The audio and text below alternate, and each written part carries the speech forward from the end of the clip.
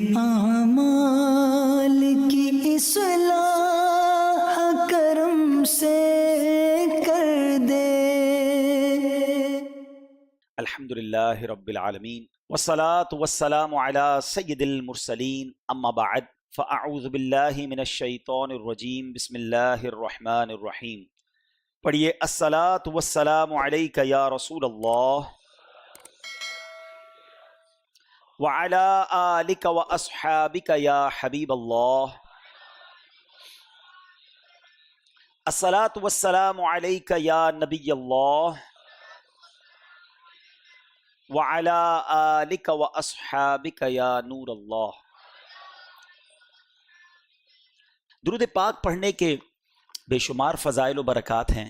مصطفیٰ جان رحمت شمع بزم ہدایت صلی اللہ تعالیٰ علیہ وسلم کے بہت سارے فرامین، حدیثوں کی کتابیں بھری ہوئی ہیں فضائل درود میں، اور کچھ بڑے خوبصورت واقعات بھی کتابوں میں فضائل درود میں لکھے۔ ایک بڑا پیارا واقعہ ہے، اور مولا علی شیر خدا کرم اللہ تعالیٰ وجہ الکریم سے اس کا بڑا خاص ٹچ ہے اس واقعے کا، تو میں نے سوچا یہی واقعہ بیان کرتے ہیں۔ کہ ماجرا یہ ہوا کہ ایک بار ایک فقیر چند غیر مسلموں کے پاس گیا بھیک مانگنے کے لیے۔ ان لوگوں کے بالکل سامنے مولا علی شیر خدا کرم اللہ تعالیٰ وجہ الکریم بھی جلوہ فرما تھے۔ وہ لوگ جانتے تھے کہ ان کے پاس بظاہر مال و دولت کم ہوتا ہے۔ یہ بھی خاندان مصطفیٰ کا کمال ہے کہ یہ وہ لوگ تھے جو نبی پاک کے خاندان کے لوگ تھے، مگر فقر اختیاری اختیار کیا تھا۔ یہ چاہتے تو نبی پاک سے عرض کرتے، خود پیارے آقا کا فرمان ہے جس کا مضمون ہے کہ میں چاہوں تو یہ پہاڑ میرے ساتھ سونے کے بن کر چلنا شروع ہو جائیں۔ نبی پاک کے پاس تو خزانوں کی کمی نہیں تھی، آپ بھی فقر اختیاری یعنی غربت اختیار کرتے تھے، ڈیلیبریٹلی اپنے پاس مال نہیں رکھتے تھے۔ اور یہی انداز میرے آقا کے گھرانے کا بھی تھا۔ ان کفار نے، ان غیر مسلموں نے مذاق اڑانے کے لیے بھکاری سے کہا کہ جاؤ ان سے مانگ لو۔ مولا علی کی طرف اشارہ کیا تو وہ بھکاری آپ کے پاس آ گیا۔ اچھا وہ سامنے بیٹھے تھے تو مولا علی شیر خدا سے کہا آپ بھی مجھے اللہ کے نام پہ کچھ دیں۔ تو بظاہر اپیرنٹلی کوئی کیش نہیں تھا آپ کے پاس، کوئی چیز نہیں تھی دینے کے لیے، تو آپ نے کیا کیا کہ اس کی ہتھیلی پر 10 بار درود پاک پڑھ کر دم کر دیا، اور فرمایا ہاتھ بند کر لو، مٹھی بند کر لو، اور جاؤ وہ جو سامنے جنہوں نے بھیجا نا ہمارے پاس ان کے پاس جا کے کھول دینا۔ اچھا وہ دوبارہ ہنسنے لگے کہ کچھ بھی نہیں دیا، پھونک مار دی اور کہا مٹھی بند کر لو۔ اب جب وہ فقیر سامنے جا کر اپنی مٹھی کھولتا ہے تو اس مٹھی میں سونے کی اشرفی ہوتی ہے جس کو دینار کہا جاتا ہے۔ اب جب یہ کرامت دیکھی تو کئی لوگ اس میں کلمہ پڑھ کر مسلمان ہو گئے۔ تو یہاں جو ہے درود پاک کی فضیلت بھی پتہ چل رہی ہے اور پڑھنے والے کی فضیلت بھی پتہ چل رہی ہے کہ اللہ کریم نے اپنے نیک بندوں کو کیسے کمالات سے نوازا، اور درود پاک جو ہے یہ ہماری زندگی میں شامل رہنا چاہیے، زیادہ سے زیادہ پڑھتے رہا کریں۔ اللہ مجھے اور آپ کو کثرت کے ساتھ درود پاک پڑھنے کی توفیق عطا فرمائے، محبت کے ساتھ باآواز بلند درود پاک پڑھ لیں۔ صلو علی الحبیب صلی اللہ تعالی علی محمد صلی اللہ علیہ وسلم۔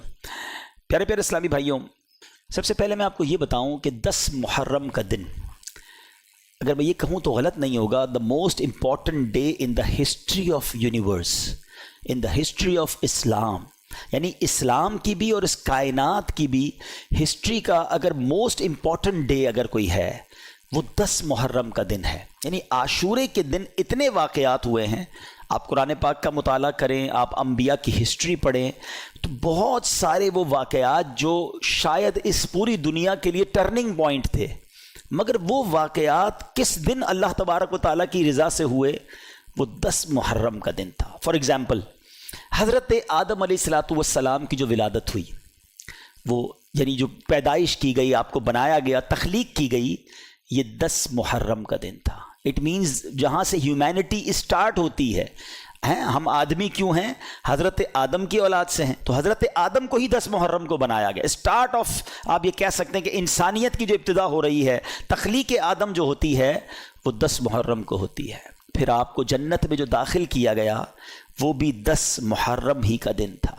حضرت آدم علیہ السلام کی جو توبہ قبول ہوئی وہ بھی 10 محرم ہی کا دن تھا۔ یعنی حضرت آدم علیہ السلام کی زندگی کے اہم ترین جو وقت تھا، جو بھی ایونٹ آیا، وہ 10 محرم کا دن تھا۔ اچھا اب آتے ہیں کہ حضرت ابراہیم خلیل اللہ علیہ نبینا علیہ الصلوۃ والسلام کی پیدائش، آپ خلیل اللہ ہیں، اور یہ بھی آپ کو پتہ ہونا چاہیے کہ نبی پاک علیہ الصلوۃ والسلام کے بعد انبیاء میں سب سے زیادہ بڑا مرتبہ اگر کسی کا ہے تو وہ حضرت ابراہیم علیہ الصلوۃ والسلام کا ہے۔ سارے دینوں میں یہ ایک بات بڑی سگنیفیکنٹ ہے کہ 4 جو بڑے آسمانی کتابیں تھیں اور آج بھی جو آسمانی دین کہلاتے ہیں، اس میں سب میں حضرت ابراہیم کی بڑی جو ہے نا یوں سمجھے کہ عزت ہے، احترام ہے اور ان کا مقام ہے۔ بہت کمال کی ہستی ہیں، کبھی انشاءاللہ موقع ملا تو حضرت ابراہیم کی ہسٹری پر بہت کچھ ہے ان کی ہسٹری میں، مگر ان کی ہسٹری میں بھی ان کی لائف کا بھی جو ٹرننگ پوائنٹ تھا کہ جب آپ کو نمرود کی آگ سے بچایا گیا، آپ کو آگ میں جو ڈالا گیا تھا اور وہ آگ میں سے جو آپ نجات ملی آپ کو، وہ بھی 10 محرم ہی کا دن تھا۔ آپ سمجھ رہے ہیں بات کو؟ اچھا اب آگے چلتے ہیں۔ حضرت موسیٰ علیہ الصلوۃ والسلام، سبحان اللہ، قرآن میں سب سے زیادہ جس نبی کا ذکر ہے وہ حضرت موسیٰ علیہ الصلوۃ والسلام ہے۔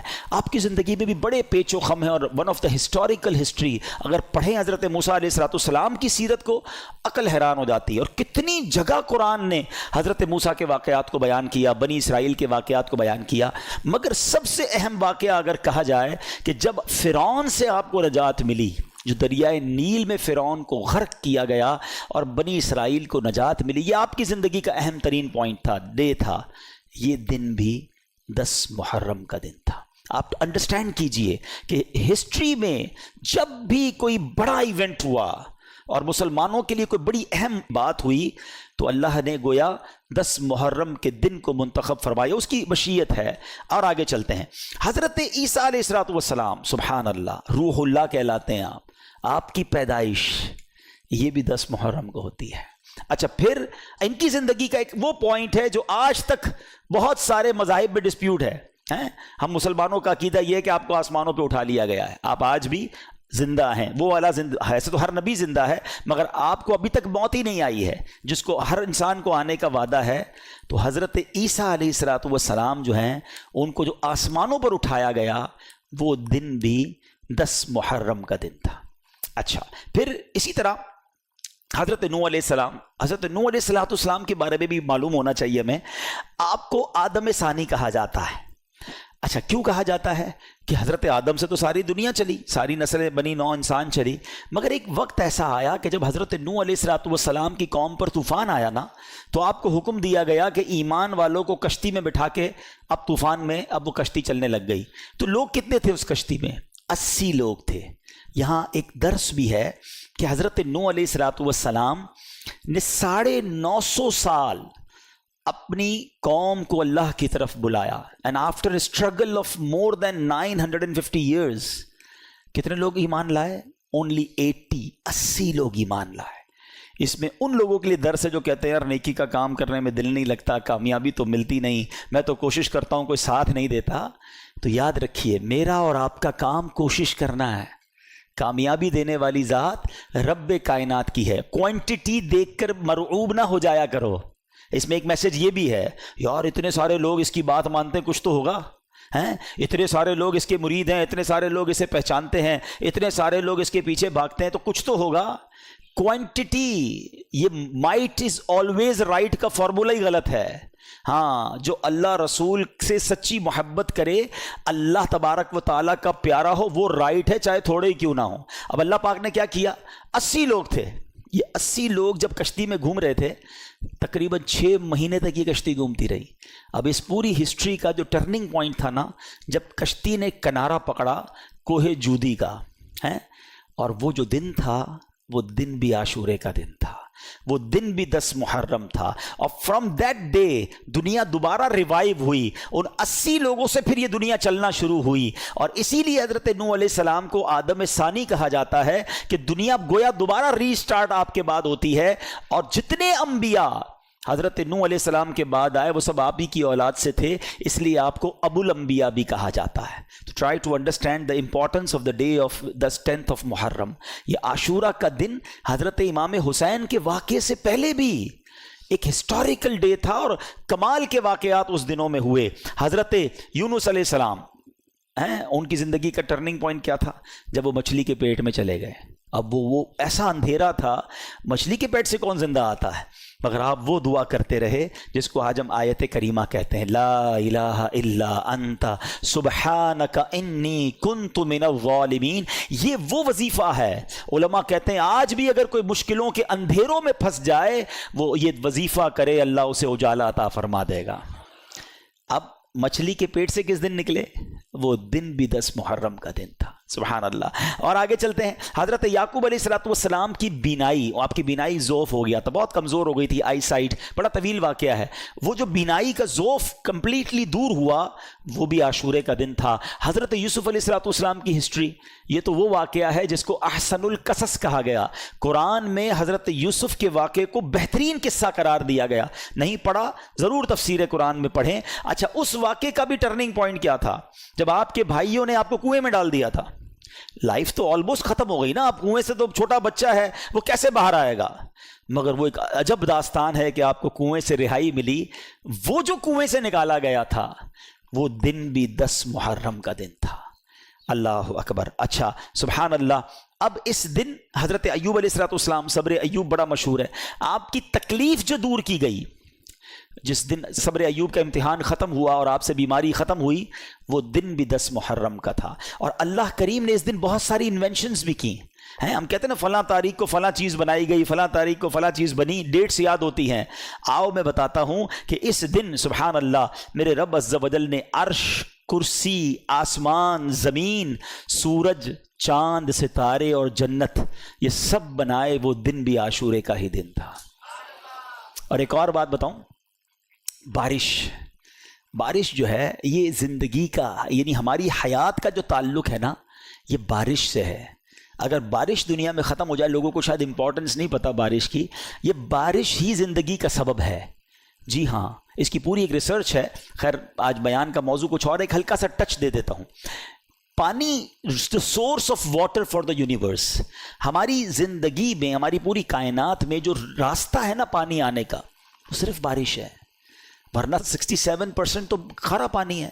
باقی دنیا کو پانی کیسے ملتا؟ 8 ارب انسان تقریباً, ٹھیک ہے جناب, ملٹیپلائی بائی 10, 80 ارب اس وقت جانور ہیں, ملٹیپلائی بائی 10. یہ الگ تحقیق ہے کہ ہر جو زمینی جانور ہیں وہ 10 ٹائمز ہوتے ہیں, اور اس سے 10 ٹائمز جو ہیں وہ پرندے ہوتے ہیں. تو 800 ارب پرندے دنیا میں ہیں. ان سب کو پانی چاہیے, تمام پودوں کو پانی چاہیے, ہم سب کو پانی چاہیے. ہمیں روز پانی ملتا ہے, جتنا چاہیے اتنا ملتا ہے, اور وداؤٹ کاسٹ ملتا ہے. یہ تو ہماری مرضی ہے, منرل واٹر پیتے ہیں, ورنہ آج بھی 8 ارب لوگوں کے لیے اللہ نے فری آف کاسٹ پانی پوری دنیا میں اویلیبل رکھا ہے. ٹھیک ہے, یہ پانی کدھر سے آتا ہے؟ کتنا کروڑوں خربوں گیلن روز کا یوزیج ہے. اب ذرا اس کی تھوڑی سی, یہ جو پانی پیتے ہیں نا, جب جی چاہتا ہے پانی پی لیتے ہیں, یہ پانی پیو تو کبھی سوچا کرو یہ پہنچانے کا نظام کیسا شاندار ہے. سائنس کہتی ہے سمندر سے ایوپریٹ ہوتا ہے پانی, بادلوں میں جاتا ہے. ٹھیک ہے, آج تک کروڑوں اربوں گیلن اوپر جاتا ہے, کبھی ہم نے پائپ لائن نہیں دیکھی. یہ اللہ کریم نے کیسی پائپ لائن بنائی ہے جو نظر نہیں آتی, اور یہ پانی اوپر چلا جاتا ہے. چلے بھائی, اوور ہیڈ ٹینک میں چلا گیا. تقریباً جتنے بیٹھے ہیں سارے فریکوینٹ فلائر ہیں, کئی بار جہاز میں بیٹھے بادلوں سے گزرے, کہیں کوئی ٹینک نظر نہیں آیا. کدھر ہے وہ ٹینک جو بادلوں میں ہے؟ نظر نہیں آتا, مگر وہ سیکیور ہے بادلوں میں. جب رب چاہتا ہے بارش برستی ہے. چلے جناب, یہ بھی سمجھ آ گیا, یہ پانی تو کھارا اوپر گیا تھا. آج اتنی سائنس ترقی کر گئی, کتنے بلین ڈالر جناب پلانٹس میں لگائے, بڑے تجربے کیے, جب جا کے سمندر کا پانی پینے کے قابل بنایا. مگر ایسا میٹھا شاید وہ اب بھی نہیں بنا سکے. مگر یہ سارا سمندر کا پانی اوپر جاتا ہے, جب نیچے برستا ہے تو کیسا میٹھا اور لذیذ ہوتا ہے. سب سے اچھا منرل واٹر آج سائنس کہتی ہے, قرآن نے پہلے کہہ دیا بارش کا پانی مائے مبارک ہے, اس میں شفا ہے. لیکن آج سائنس کہتی ہے the most beautiful clear crystal water, جو منرل واٹر ہے وہ بارش کا پانی ہے. چلیں جناب, وہ کدھر فلٹر ہوا, ادھر کون سا پلانٹ ہے جو نظر ہی نہیں آتا؟ میں اور آپ کئی بار بادلوں میں جہازوں میں گئے, کوئی ایک سائڈ تو فلٹر پلانٹ نظر آیا ہو. اچھا جناب, فلٹر بھی ہو گیا. اب اس کے بعد جناب, اگر بارش کا پانی سمندر کے بخارات سے بنتا ہے تو بارش تو کراچی میں برستی, پنجاب میں کیسے برستی؟ ہمارے پاس سمندر تھا, ان کے پاس تو نہیں ہے. ہیں پوری دنیا میں کئی ایسے ملک ہیں جہاں سمندر ہی نہیں ہے، وہاں بارش کیسے ہو جاتی ہے؟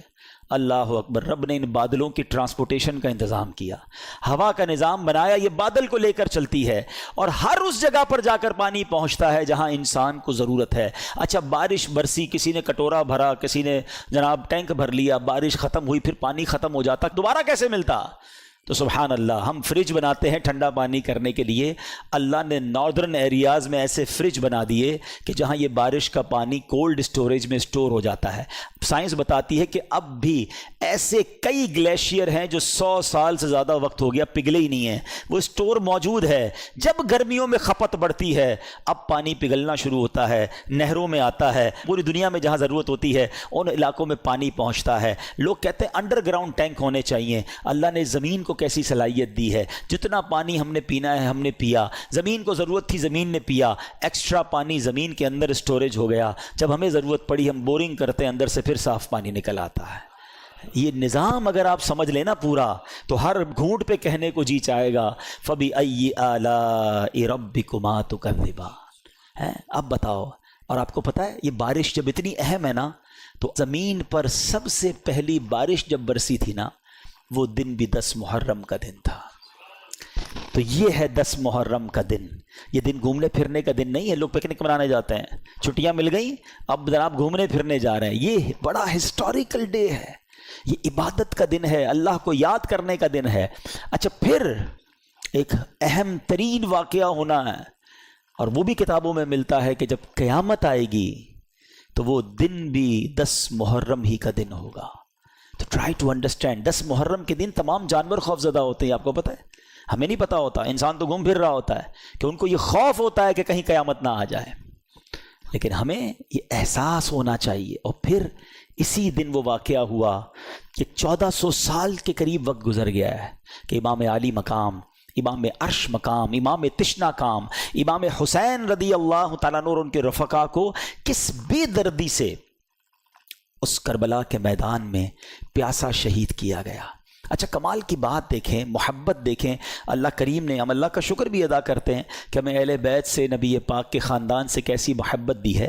ہم میں سے کئیوں کے والدین کا انتقال ہو گیا ہے، ماں سے بڑھ کر تو کوئی نہیں نا، والد سے بڑھ کر تو کوئی نہیں، لیکن جیسی تکلیف ان کے انتقال کے وقت ہوئی تھی، 2-3 سال 4 سال میکسیمم 5-7 سال کے بعد وہ تکلیف نہیں ہوتی ہیں، وہ تکلیف نہیں ستاتی، مگر 1400 سال ہو گئے ہیں۔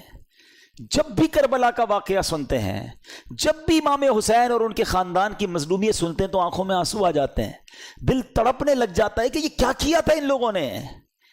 ہیں شاعر لکھتے ہیں نا، جن کو دھوکے سے کوفے بلایا گیا، جن کے بچوں کو پیاسا رلایا گیا، جن کی گردن پہ خنجر چلایا گیا، اس حسین ابن حیدر پہ لاکھوں سلام۔ یہ ایسا عجیب واقعہ ہوا ہے کہ آج بھی جب سنتے ہیں پڑھتے ہیں تو عقل حیران ہو جاتی ہے۔ اور یہ ہستی کون تھی، ان کا اسٹیٹس کیا تھا، ان کا مرتبہ کیا تھا، جب یہ سنتے ہیں تو اور عقل حیران ہو جاتی ہے کہ اتنے بڑے مرتبے والی شخصیت کے ساتھ ایسا ظلم۔ کیا وہ اندھے ہو گئے تھے؟ کیا انہیں سمجھ نہیں تھی کہ ہم کن پر یہ ظلم کر رہے ہیں؟ امام حسین رضی اللہ تعالیٰ عنہ کے مرتبے کو سمجھنے کے لیے میں آپ کو ایک واقعہ سناتا ہوں۔ ایک بار نبی پاک علیہ الصلوۃ والسلام کی گود میں پیارے آقا کے اپنے صاحبزادے حضرت ابراہیم رضی اللہ تعالیٰ عنہ ہیں اور امام حسین رضی اللہ تعالیٰ عنہ ہیں۔ جبریل امین آئے اور عرض کرتے ہیں حضور اللہ تعالیٰ ان دونوں کو آپ کے پاس جمع نہیں فرمائے گا، ایک ان دونوں میں سے یعنی دنیا سے چلے جائیں گے، اب آپ ڈیسائیڈ کریں۔ یہ اختیار دیا گیا کہ آپ کے اپنے بیٹے یا آپ کے نواسے، کس کو رکھنا چاہیں گے؟ نبی پاک نے گویا امام حسین کو سلیکٹ کیا۔ کچھ ہی دنوں کے بعد پیارے آقا کے صاحبزادے حضرت ابراہیم کا وصال ہو گیا اور نبی پاک امام حسین کو کہا کرتے تھے یہ وہ میرا بیٹا ہے جس کے لیے میں نے اپنے بیٹے کو قربان کیا ہے۔ لیول آف لو سوچیں کتنا تھا، افیکشن کیسی تھی کہ اپنا بیٹا قربان کر دیا امام حسین رضی اللہ تعالیٰ عنہ پر۔ میرے آقا فرمایا کرتے حسین مجھ سے ہے اور میں حسین سے ہوں۔ ہیں, کبھی کاندھے پر بٹھانا ہے, کبھی گود میں اٹھانا ہے, کبھی چومنا ہے, کبھی کہتے یہ میرے پھول ہیں, بالکل لٹرلی میرے آقا پھولوں کی طرح انہیں سونگھا کرتے تھے. امام حسن اور امام حسین کا مرتبہ وہ ہے. سیدی اعلیٰ حضرت لکھتے ہیں نا, ان دو کا صدقہ جن کو کہا میرے پھول ہیں, کیجے رضا کو حشر میں خنداں مثال گل. حضور ان دو کا صدقہ جن کو آپ نے پھول کہا تھا. ایک اور جگہ سیدی اعلیٰ حضرت گویا اس پورے خاندان کو, پنجتن پاک کو ایک باغ کی طرح سمجھاتے ہیں ہمیں. کیا بات رضا اس چمنستان کرم کی, کیسا چمن تھا, کیسا کرم کا باغ تھا. کیا بات رضا اس چمنستان کرم کی, زہرا ہے کلی جس میں حسین اور حسن پھول. یہ کیسا خاندان ہے. نبی پاک اتنی محبت فرماتے. امام حسن رضی اللہ تعالیٰ کو ایک بار نبی پاک کاندھوں پر بٹھائے اور جا رہے ہیں.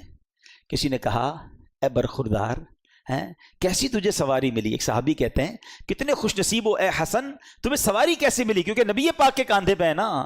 سنو میرے آقا کیا کہتے ہیں. آقا کہتے ہیں سوار بھی کتنا اچھا ہے, اتنا پیار ہے اپنے نواسوں سے. پیارے آقا علیہ الصلوۃ والسلام کی حدیث مبارک جس کا مضمون ہے, جو حسین سے بغض رکھے اس نے مجھ سے بغض رکھا. اتنے فضائل, اتنے نازوں سے پالا ہوا. اور پھر ایک اور عجیب بات بتاؤں آپ کو. حضرت امام حسین, اچھا پہلے ایک فضیلت کی بات اور سن لیں, پھر وہ عجیب بات بتاتا ہوں.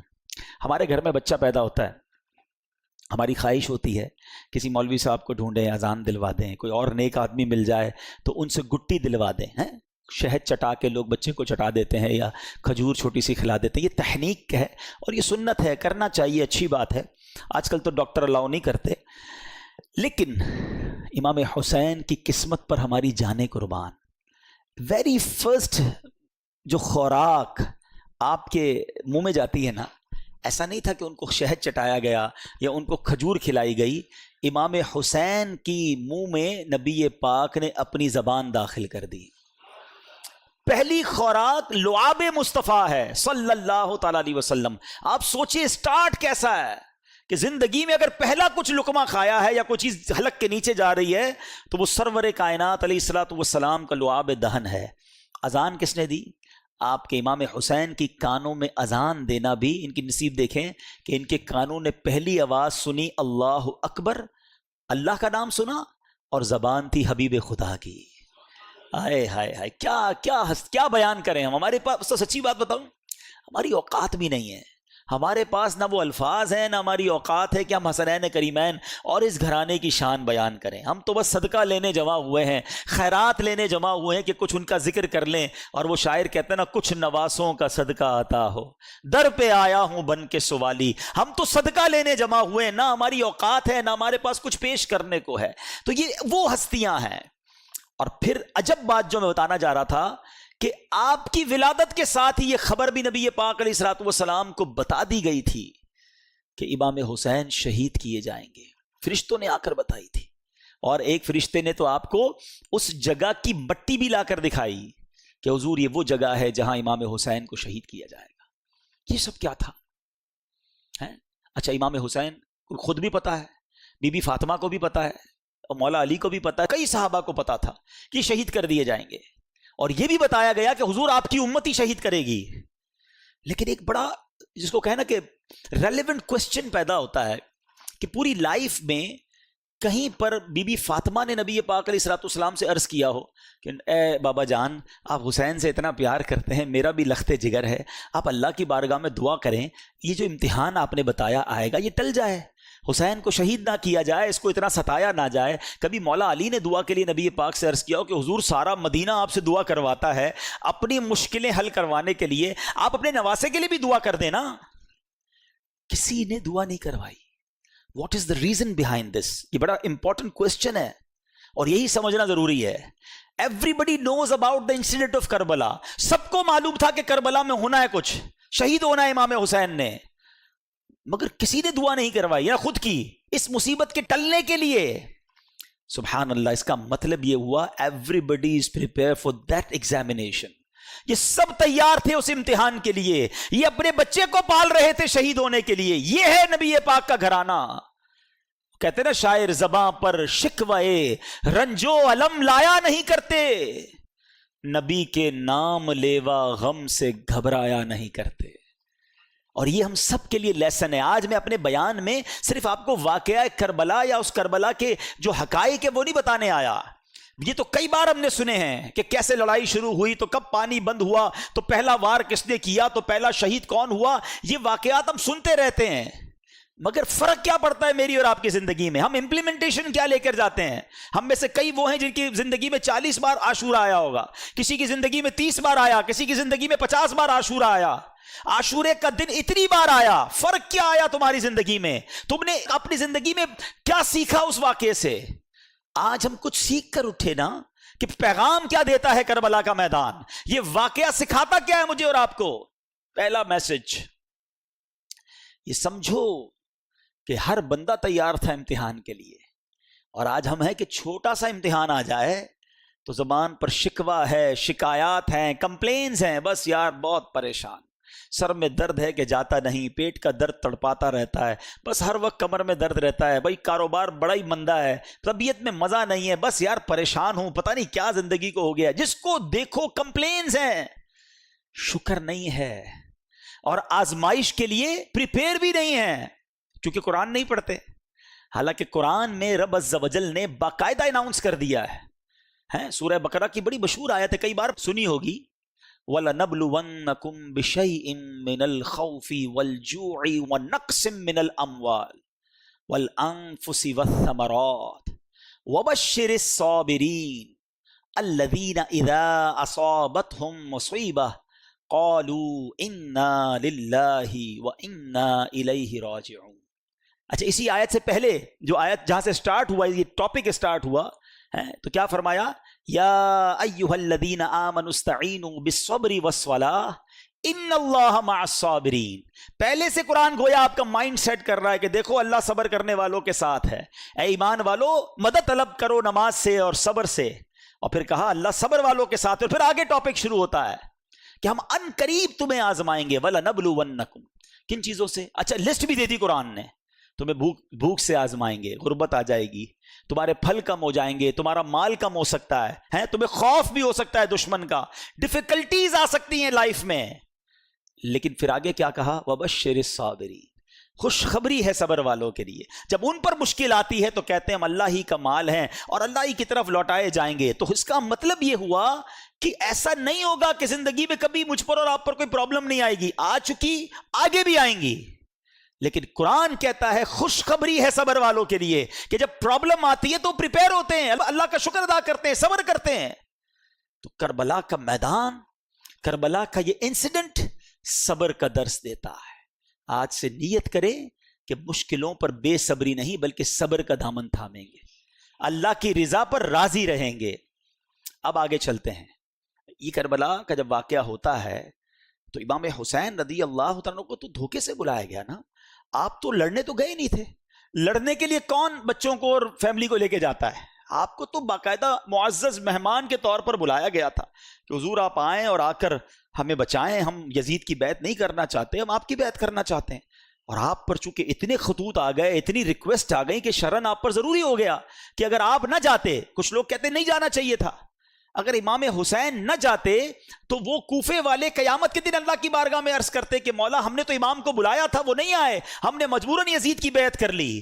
تو امام پر گویا شرعن لازم ہو چکا تھا کہ آپ ان کی بیعت کر لینے کے لیے, ان کی ہدایت کے لیے, کیونکہ وہ بلا رہے تھے, آپ جاتے. اور آپ نے بہت خوبصورت پلان ترتیب دیا, خطوط آ چکے تھے, ایویڈنسز موجود تھے, مگر آپ نے کراس چیک کرنے کے لیے مسلم بن عقیل رضی اللہ تعالیٰ کو بھیجا کہ آپ جائیے, وہاں جا کر پہلے حالات دیکھیے, پھر آپ بتائیں گے تو ہم آ جائیں گے.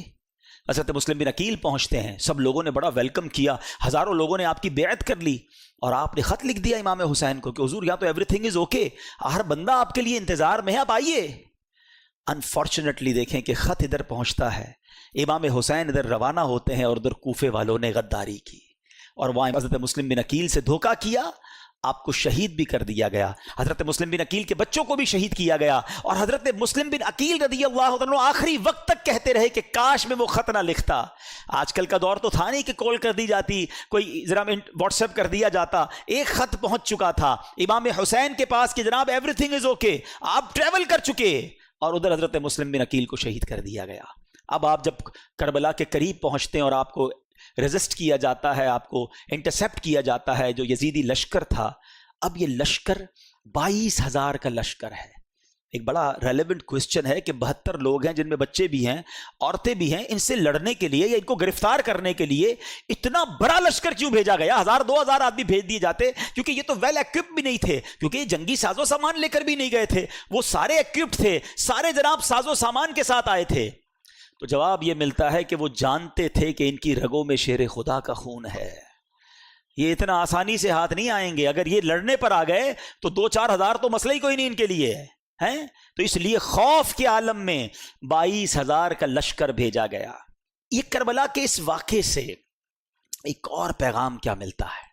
پیغام یہ ملتا ہے کہ اس واقعے میں جو امام حسین رضی اللہ تعالیٰ عنہ کے جو قافلے والے تھے, تلواروں کے سائے تھے, دشمنوں کا خوف تھا, مگر سجدے تھے, تلاوت تھی, عبادت تھی, اور ادھر یزیدی لشکر میں ناچ تھے, گانے تھے, رقص و سرور تھا.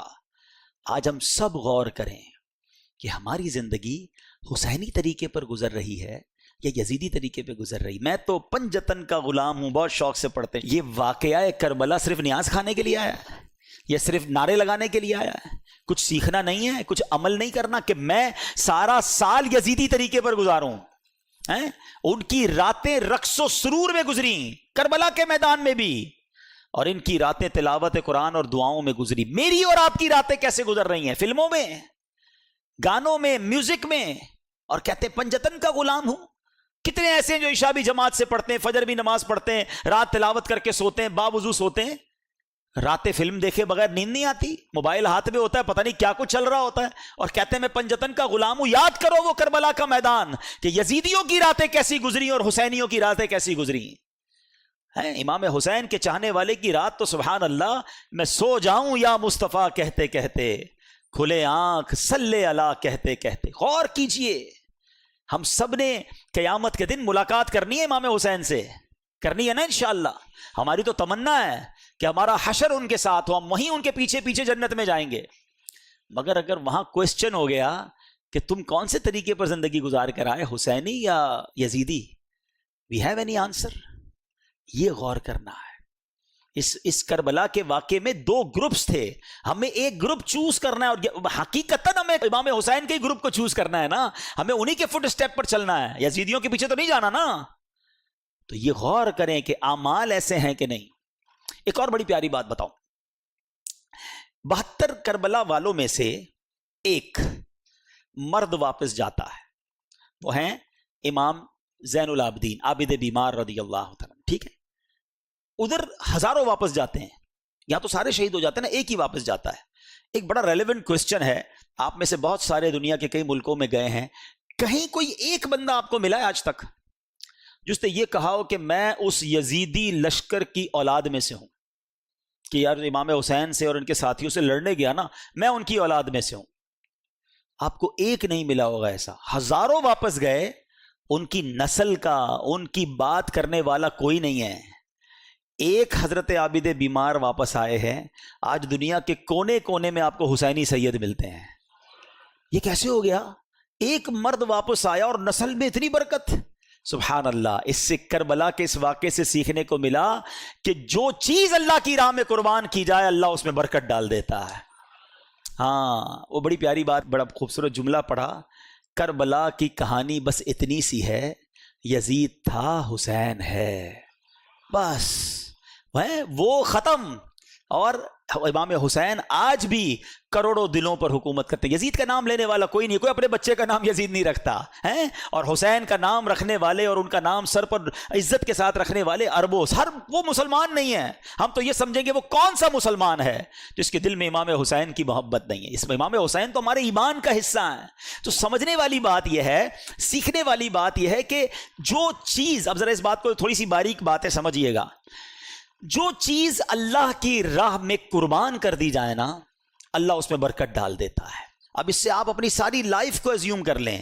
اگر آپ چاہتے ہیں کہ آپ کی صحت میں برکت ہو, آپ اپنی باڈی کو, اپنے جسم کو اللہ کی راہ میں استعمال کریں, نماز پڑھیں, دین کے کام میں یوز کریں, اللہ آپ کی صحت میں برکت ڈال دے گا. آپ چاہتے ہیں آپ کی زبان میں برکت ہو, آپ کے الفاظ مؤثر ہو جائیں, اٹریکٹیو ہو جائیں, آپ اپنی گفتگو میں اللہ رسول کا نام لینا شروع کریں, درود پاک پڑھیں, ذکر اللہ کریں, تلاوت قرآن کریں, لوگوں کو اسلام کی نیکی کی دعوت دیں, اللہ آپ کی گفتگو میں برکت ڈال دے گا. آپ چاہتے ہیں آپ کے مال میں برکت ہو جائے, اللہ کی راہ میں مال خرچ کریں, اللہ آپ کے مال میں برکت ڈال دے گا. آپ چاہتے ہیں اللہ آپ کی اولاد میں برکت ڈال دے, آپ اپنی اولاد کو دین کے کاموں کی طرف لگائیں, اللہ اس میں برکت ڈالے گا, ان کے لیے نصیب اچھے کر دے گا. تو کربلا کا یہ پیغام ہے کہ جس چیز میں تم برکت چاہتے ہو اس چیز کو اللہ کی راہ میں قربان کرو, اللہ اس میں اور برکت ڈال دے گا. اب ایک اور میسج کربلا کا. جب امام حسین رضی اللہ تعالیٰ عنہ کو شہید کیا گیا, امام حسین گویا دنیا سے جاتے ہوئے میسج دے گئے کہ ہم تلواروں کے سائے میں بھی سجدے نہیں چھوڑتے. وہاں نماز قضا نہیں ہوئی. آج تمام حسینیوں کو, تمام پنجتن کے غلام کو, امام حسین کی نیاز بنانے والوں کو میسج ہے کہ کربلا والوں نے اس میدان میں نماز قضا نہیں کی, اور آج تمہاری پلنگ کے اوپر سوتے ہوئے نماز قضا ہو جاتی ہے. آج تھوڑی سی طبیعت خراب ہے یار, موڈ اچھا نہیں ہے, بس کل پڑھ لوں گا, بس اگلے جمعے سے نہیں چھوڑوں گا, ہماری نماز قضا ہوتی ہے. بتاؤ کیا جواب دو گے قیامت کے دن اگر امام حسین